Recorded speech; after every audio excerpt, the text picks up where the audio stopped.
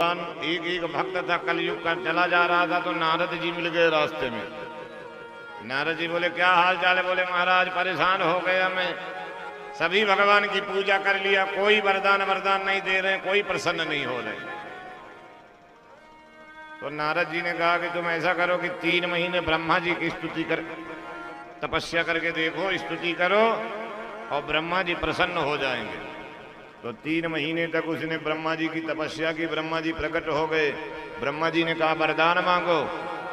तो उसने वरदान मांगा कि पहला वरदान ये दे दो कि मेरी शादी हो जाए, और दूसरा वरदान ये दे दो कि मेरा घर बन जाए, और तीसरा वरदान ये दे दो कि जब चाहूं तो 3 वरदान फिर मांग लूं। हाँ, ब्रह्मा जी उसको कुछ सोचे विचारे नहीं, तथास्तु कह दिए। शादी हो गई, घर बन गया, आप बढ़िया अच्छे से रहने लग गया। एक दिन जोर की बारिश हुई, मूसलाधार बारिश,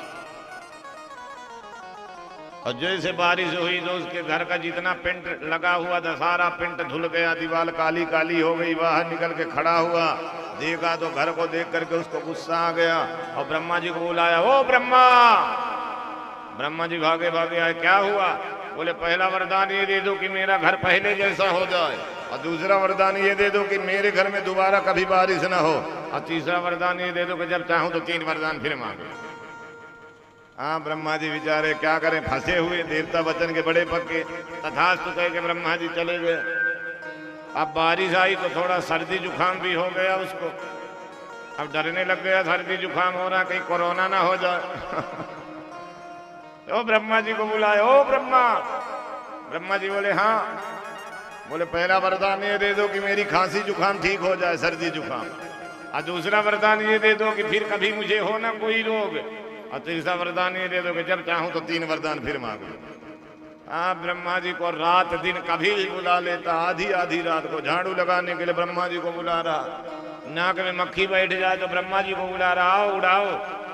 ब्रह्मा जी बेचारे परेशान हो गए, भगवान को याद किए, प्रभु आप रक्षा करिए, आप बचाइए, आप ही बचा सकते हैं।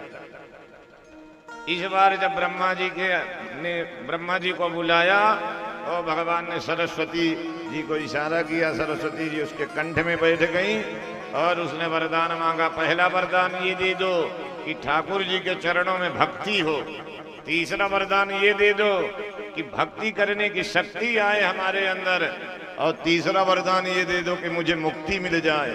ब्रह्मा जी बोले भैया तो मुक्ति ले ले भुक्ति, लेकिन मेरा पीछा छोड़ दे, मुझे परेशान कर दिया तुमने, रात दिन बुला बुला के नाक में दम कर दिया। तो ऐसे कलयुग के भक्त हैं भगवान के, ऐसे विचित्र भक्त कलयुग के। और सुखदेव जी राजा परीक्षित से कहते हैं, राजन भगवान इसी तरह जो द्वारिका में रह रहे हैं। बलराम जी ने कहा कन्हैया मेरी इच्छा हो रही है वृंदावन जाने की। तो बलराम